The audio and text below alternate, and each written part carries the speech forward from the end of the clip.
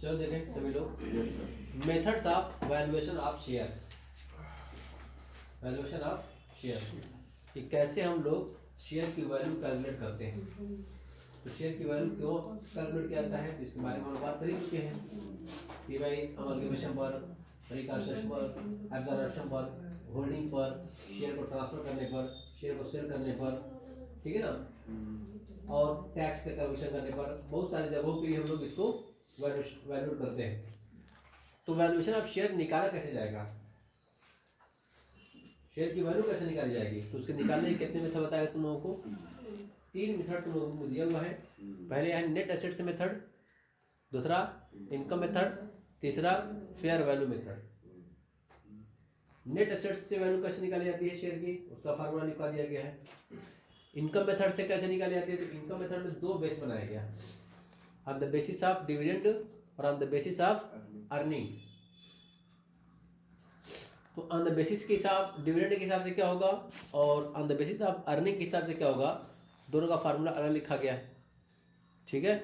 उसके बाद फिर आता है फेयर वैल्यू मेथड, उसमें वैल्यू ऑफ शेयर कैसे निकाला जाता है। तीनों मेथड का सबका वैल्यूएशन ऑफ शेयर कैसे निकालना तरीका है, सब फार्मूला लिखा हुआ है, ठीक है ना, सब इसी पर रखना रहेगा।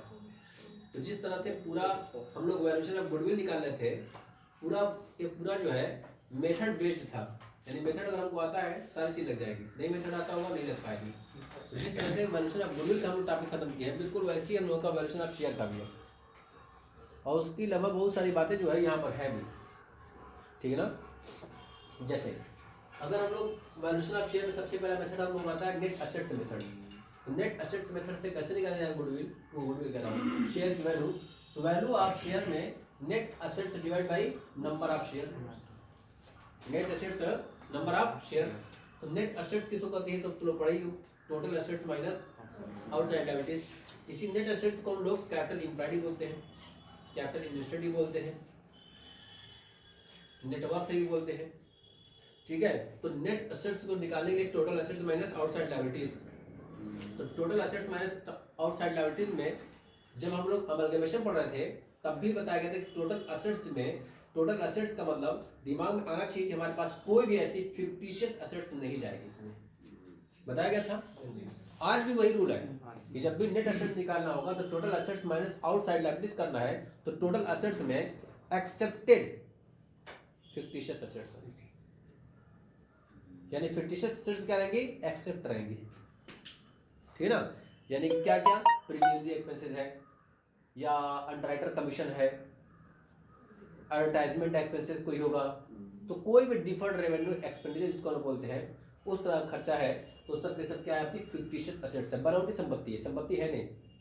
तो इसका मतलब फिक्टिशियस एसेट्स के अलावा जो भी एसेट्स होगी सब टोटल एसेट्स में इंक्लूड होगी, चाहे वो टेंजिबल हो, इंटेंजिबल हो, करंट एसेट्स हो, सब शामिल है। लेकिन फिक्टिशियस एसेट्स, बनावटी संपत्ति इसमें इंक्लूड नहीं होगी। ये टोटल एसेट की मीनिंग होगी। आउटसाइड लायबिलिटीज, तो लायबिलिटीज 2 तरह की बताई गई थी, इनसाइड और आउटसाइड। जो शेयर होल्डर फंड होता है ना वो इनसाइड लायबिलिटीज होती है, शेयर होल्डर फंड के अलावा जितनी लायबिलिटीज सब क्या है, आउटसाइड लायबिलिटीज है। तो इनसाइड लायबिलिटीज में क्या है, शेयर कैपिटल और रिजर्व एंड सरप्लस, जितना ही प्रॉफिट, जितना भी रिजर्व है सब किनका, शेयर होल्डरों का है। इसी उसको क्या बोलते हैं, शेयर होल्डर फंड। तो वो हमारी इंटरनल एक तरह से लायबिलिटी है। एक्सटर्नल लायबिलिटीज या आउटसाइड लायबिलिटीज क्या हो जाएगी, जो लोगों को देना है, हम डिबेंचर इशू करते हैं तब भी वो बाहरी है, सप्लायर है यानी क्रेडिटर्स वो भी है, और एक्सचेंजिंग एक्सपेंसेस वगैरह है, सब क्या है ये सब।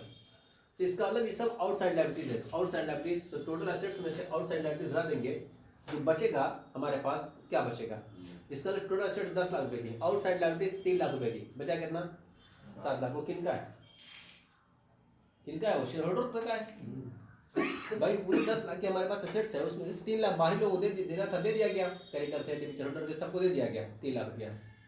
तो जब इंटरनल या आउटसाइड लायबिलिटीज हम लोग पेमेंट कर दिए 10 लाख में 3 लाख रुपया, बचा कितना, 7 लाख रुपया। किनका है, ये शेयर होल्डर्स का है, इक्विटी शेयर होल्डर्स का, प्रेफरेंस शेयर होल्डर का, दोनों का है। तो सबसे पहले किनको दिया जाएगा, प्रेफरेंस वालों को दिया जाएगा।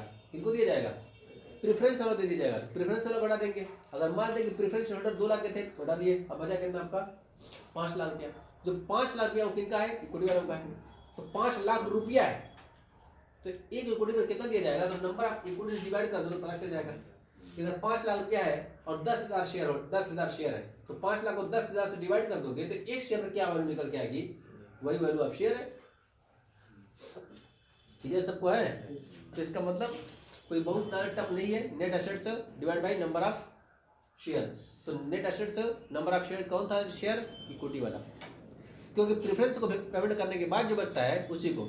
और ये भी तो पता है कि जब पेमेंट कर दिया गया इक्विटी वालों को, पेमेंट करने के बाद जो बचता है उसी को हम लोग क्या करेंगे, नंबर ऑफ इक्विटी डिवाइड कर देंगे, तो इसको जो निकल के आती है उसको बोलते हैं इंट्रिंसिक वैल्यू। तो इंट्रिंसिक वैल्यू का भी टॉपिक हम लोग अमलगमेशन में कवर कर चुके हैं।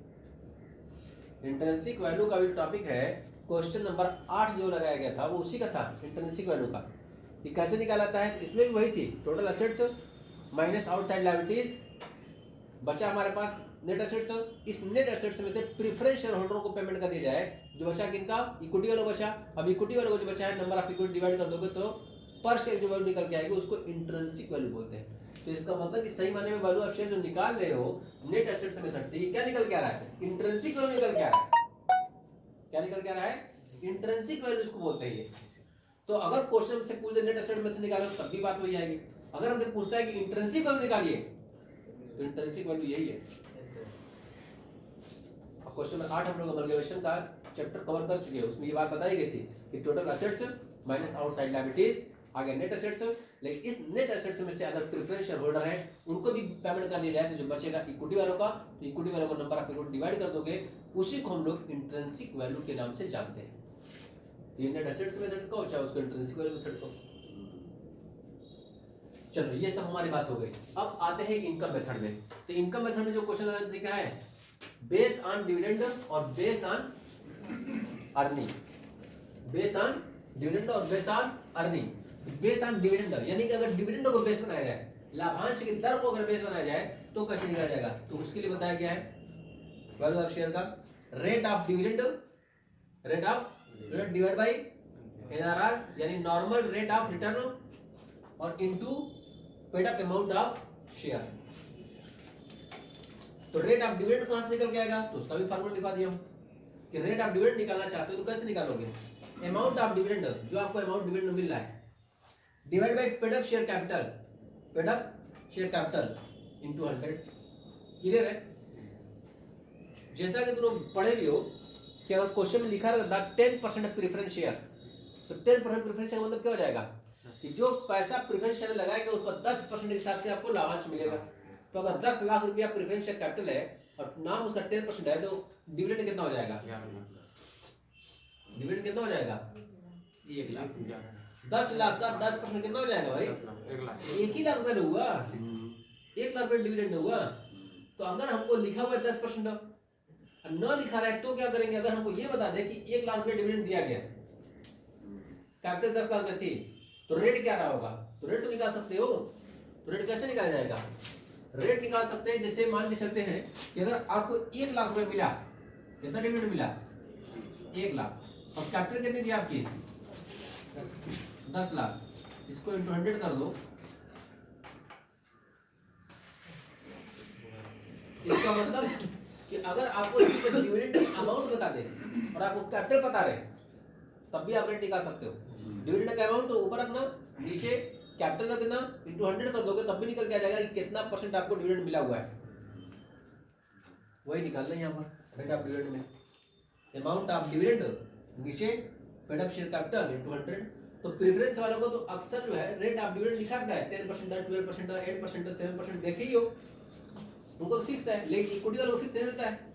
तो जो डिविडेंड इक्विटी वालों को दिया जाएगा तो इक्विटी वालों का डिविडेंड यहाँ पर रखना, अमाउंट ऑफ डिविडेंड इक्विटी वालों को डिवाइड बाय नंबर ऑफ, वो नंबर ऑफ करो, पेड अप शेयर कैपिटल किसका?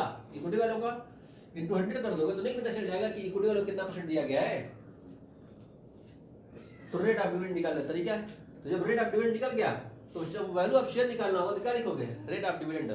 इसका मतलब रेट ऑफ डिविडेंड अगर 10% आ रहा है तो 10%, एनआरआर अगर 12 दिया हुआ तो 12% लिखना, into paid up amount of share, paid up amount of share. तो paid up amount of share का मतलब यहां पर ये याद रखना 1 शेयर ओनली। एक शेयर की वैल्यू क्या है? 10 रुपया, उसकी फेस वैल्यू 10 रुपया, 8 रुपया। तो फेस वैल्यू बोले तो पेड अप वैल्यू, अगर 10 रुपये का है, अगर उसमें 8 रुपये पेड है तो सिर्फ 8 रुपये यहाँ लिखा जाएगा, क्योंकि मैं लिखा हूँ यहाँ क्या, paid up value of one share, paid up value of one share. तो एक शेयर की जो फेस वैल्यू है वो नहीं लिखी जाएगी, बल्कि जो पेड अप वैल्यू है वो लिखी जाएगी। इसी एकदम साफ साफ लिखा, paid up value of one share, तो paid up amount of one share लिखा हूँ मैं यहाँ, ठीक है ना। तो इसका मतलब ये हो जाएगा कि वैल्यू ऑफ शेयर अगर निकालना हो, डिविडेंड रेट से निकालना हो तो कुछ खास नहीं चाहिए, rate of dividend divide by normal rate of return into paid up amount of one share. Clear है।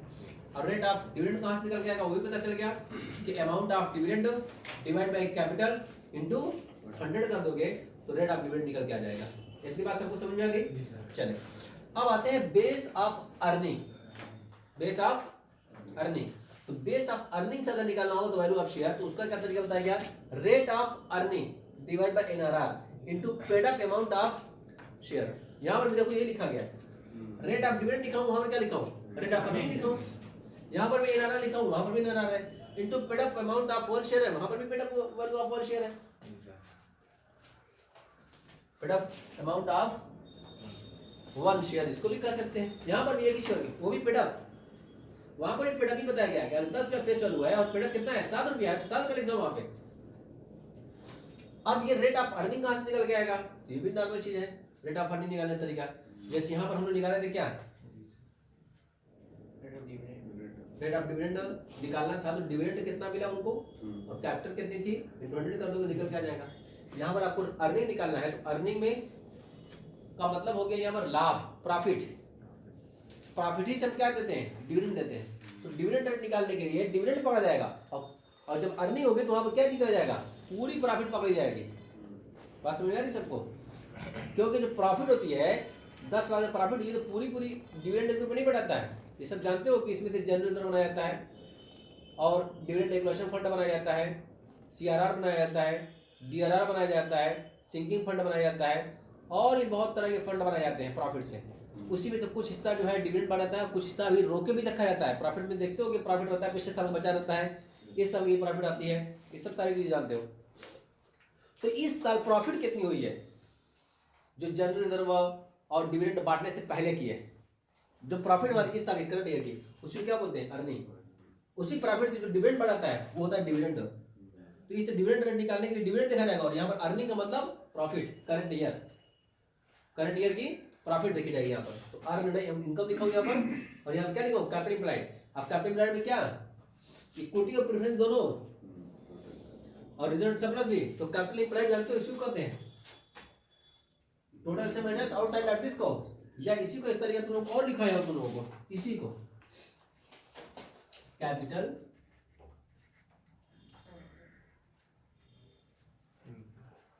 यही है फार्मूला, लेकिन इसको एक तरीका और लिखा है तुम लोगों को, जानते हो क्या, share capital plus reserve and surplus plus या माइनस असेट्स एंड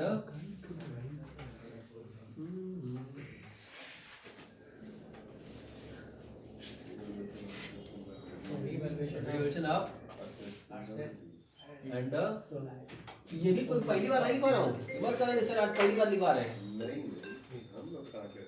बस जगह उसकी आ गई है तो मैं उसको दिखा रहा हूँ कि कैपिटल एम्प्लॉयड नेट एसेट से ही यहाँ पर लिखा जाएगा, उसी को कैपिटल एम्प्लॉयड बोलते हैं। तो share capital plus reserve plus plus और माइनस क्या, revaluation of assets and liabilities. और कोई एसेट्स बढ़ेगी तो बढ़ा देंगे, घट जाएगी तो बढ़ा देंगे, लायबिलिटीज बढ़ेगी तो बढ़ा देंगे, लायबिलिटीज घटेगी तो बढ़ा देंगे। क्लियर है। इसलिए प्लस और माइनस दोनों लगाए हुए यहाँ पे, कि जैसी भी सिचुएशन रहेगी उसके हिसाब से करना, ठीक है।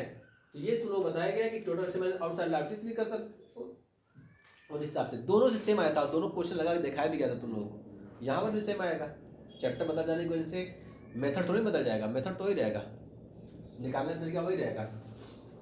हाँ मैं बता रहा था यहाँ पर कि अगर रेट ऑफ अर्निंग निकालना हो तो कैसे निकालोगे, अर्नड इनकम और कैपिटल एम्प्लॉयड। तो कैपिटल में क्या, शेयर कैपिटल में सब, equity, preference, reserve surplus, profit, reduction of assets, liabilities, सब कुछ। इसका मतलब ये भी कर सकते हो total asset minus outside liabilities. तो टोटल एसेट्स में क्या, जो बुक वैल्यू एसेट्स की पड़ी हुई है, जैसे मान के चलो कोई बुक वैल्यू है मशीनरी की 50,000 रुपया, आज की उसकी वैल्यू कितनी होगी 40,000 रुपया। तो जब टोटल एसेट इंक्लूड करना चालू करोगे कितना लिखोगे 40,000 रुपया, जो आज की रियलाइजेबल वैल्यू है। लैंड पड़ी हुई है इसमें 1 लाख रुपए की, लेकिन आज जो वैल्यू उसकी 5 लाख रुपए की होगी, कितना पकड़ेंगे हम लोग?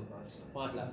तो इसीलिए यहाँ पर पकड़ो चाहे तो टोटल एसेट्स को, या तो फिर यहाँ पर जो शेयर कैपिटल और रिजर्व सरप्लस में जो ऐड हो रहा होगा एसेट्स में 4 लाख रुपया 50,000 घट गई तो सब कर लेना, तब भी वही आना है, ठीक है ना।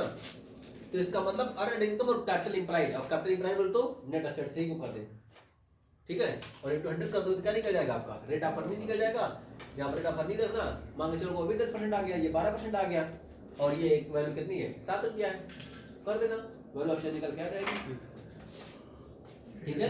तो इसका मतलब ये रेट ऑफ डिविडेंड हो तो इसमें फार्मूला क्या बताया गया? रेट ऑफ डिविडेंड के हिसाब से, और अर्निंग पर किसको बताया गया है? रेट ऑफ अर्निंग बताया गया है। अब यहाँ पर रेट ऑफ डिविडेंड कैसे निकाल जाएगा उसको बता दिया हूँ, रेट ऑफ अर्निंग कैसे होगी वो बता दिया हूँ, बाकी सब चीजें पे जानते हो तुम लोग, कैपिटल इंप्लाइड निकालना होगा। अब आते हैं फेयर वैल्यू मेथड से निकालना। अब फेयर वैल्यू मेथड से निकालोगे तो उसके लिए फार्मूला क्या बताया गया यहाँ पर? अच्छे से 2 फार्मूला लिखा है, देखो एक अल्टरनेटिव फार्मूला, देखो ये एक लिखा हूँ, यहाँ पर दूसरा भी लिखा हूँ। अगर इस फार्मूला से निकालना चाहोगे तो एक और फार्मूला से लिखा है दूसरा करके। वैल्यू ऑफ शेयर निकाला कैसे जाएगा? Capitalised value divide by number of share. तो कैपिटलाइज्ड वैल्यू कैसे निकल के आती है बता रहे हैं यहाँ पर? Amount of dividend divide by NRR into 100 कर दोगे तो तभी निकल के आ जाएगा आपका वैल्यू ऑफ शेयर, ठीक है ना। चलो तो ये 2 मेथड से निकाल सकते हैं, दोनों में से कोई एक मेथड लगाया जाएगा, वो इन्फॉर्मेशन के हिसाब से देखा जाएगा कौन सा मेथड लगाया जाए। तो इन्फॉर्मेशन अगर ये दी होगी तो इसमें लगा देंगे, अगर इस बार इन्फॉर्मेशन ये नहीं दी होगी, ये दी होगी तो इसे लगा देना, तो अपनी मर्जी से लगाना है। अब फेयर वैल्यू मेथड आते हैं। फेयर वैल्यू मेथड में वैल्यू ऑफ शेयर निकालना अगर हो तो कैसे निकालेगा? Intrinsic value plus market value divide by 2। तो इंट्रिंसिक वैल्यू बोले तो यही है, वैल्यू ऑफ शेयर जो निकाल रहे हो ये number net assets divide by number of share. अभी मैंने बताया ना कि जो निकाल रहे हो क्या निकाल रहे हो? इंट्रिंसिक वैल्यू निकाल रहे हो, तो वही लिखा हुआ यहाँ पर, इंट्रिंसिक वैल्यू बराबर net assets divide by number of equity share, देखो लिखा हुआ यहाँ पर। यानी total assets minus outside liabilities, net assets आया, नेट एसेट्स में से प्रेफरेंस वालों को पेमेंट कर दूं, जो बचेगा किनका बचेगा? इक्विटी वालों का, इक्विटी वालों को नंबर ऑफ इक्विटी डिवाइड कर दूंगा तो इंट्रिंसिक वैल्यू निकल के आ जाएगी। यही तो है, यहाँ पर वही बताया यहाँ पर कि इंट्रिंसिक वैल्यू बराबर क्या है? Net assets divide bye market value. कहां से निकल के आएगी? मार्केट वैल्यू को ये हूं मैं value of share base on earning, तो यही है बेस ऑन अर्निंग वाला, यही है। अगर वैल्यू ऑफ शेयर जो निकाले नहीं यहाँ पर, तो ये वैल्यू आपकी intrinsic value plus market value. Market value कहां से आती है? यही अर्निंग मेथड जो फार्मूला है यही आपकी मार्केट वैल्यू है। तो इसका मतलब ये वैल्यू निकालना सीख चुके हो, ये सीख चुके हो, तो बस इसको निकाल के इसको निकाल, दोनों जोड़ दो, दोनों जोड़ क्या कर दो? डिवाइड कर दो। तो इसका मतलब तीसरा मेथड कुछ नया नहीं है, यही अगर हम दोनों जानते हैं तो इसी का तो है, यही हमारी इंट्रिंसिक वैल्यू है और ये आपकी मार्केट वैल्यू है। ये निकाल लो, ये निकाल लो, दोनों को क्या कर दो? जोड़ दो। मान ये आया 12 रुपया, ये आया 13 रुपया, तो 12 और 13 कितना हो गया? 25 डिवाइड बाय 2 कितना हो गया? 12.5। वही क्या है? Fair value.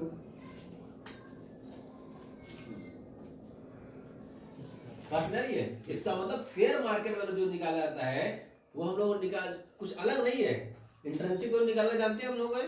और अगर आप इनकम मेथड पढ़े हो, अर्निंग मेथड पढ़े हुए हो, तो अर्निंग मेथड जो वैल्यू ऑप्शन निकल के वो उन्हीं को दोनों को जोड़ करके उसका एवरेज निकाल देना है, औसत निकाल देना है, उसी को क्या बोलते हैं? फेयर वैल्यू, उचित मूल्य, अंशों का उचित मूल्य। तो ये आपके हो गए मेथड्स, कौन कौन से मेथड्स हैं, कैसे कैसे लगाए जाते हैं। तो इसमें कुल मिला जुला करके अगर ये सीख चुके हो, ये सीख चुके हो, बस ये दोनों डिविडेंड रेट मेथड निकालना और अर्निंग मेथड निकालना, अगर ये सीख चुके दोनों तो तीसरा सीखने की जरूरत नहीं, दोनों तीसरा ऑटोमेटिक निकाल लोगे। और एग्जाम में जो आता है ज्यादातर तुम लोगों को यही आता है नेट एसेट्स मेथड से, नेट एसेट्स से। लेकिन इससे बचा ही क्या? तो यही बचा दोनों, ये भी जानते हैं तो फिर ऑटोमेटिक की तरह जान जाओगे। तो इसलिए पढ़ना हम लोग सभी है, तो ये तो कुछ खास नहीं है। इसी में डिविडेंड वाला थोड़ा था और अर्निंग वाला नया आया है, तो भी फार्मूला अगर तैयार हो सब हो जाएगा। क्वेश्चन जब लगाएंगे तो बहुत सारी चीज़ें क्लियर और हो जाएंगी, ठीक है ना। तो क्लियरिटी आती जाएगी। अब बचा आपका मिला करके फेयर वैल्यू, तो इसको पढ़ने की जरूरत ही नहीं है अगर हम ये दोनों पढ़ चुके हैं तो, क्योंकि इसी का तो यहाँ पर लिखा गया है कि आपका इंट्रिंसिक वैल्यू और ये क्या हो जाएगी आपकी मार्केट वैल्यू डिवाइड बाई 2 करने के वैल्यू निकल के आ जाएगी। बाकी जो एक आध मेथड तुम लोगों का किताब में और दिया होगा तो देखिए जाएगा, लेकिन बेसिक तौर पर 3 निकाला जाता है, ठीक है ना। दूसरा मल्टीप्लिकेशन पहले करते हैं।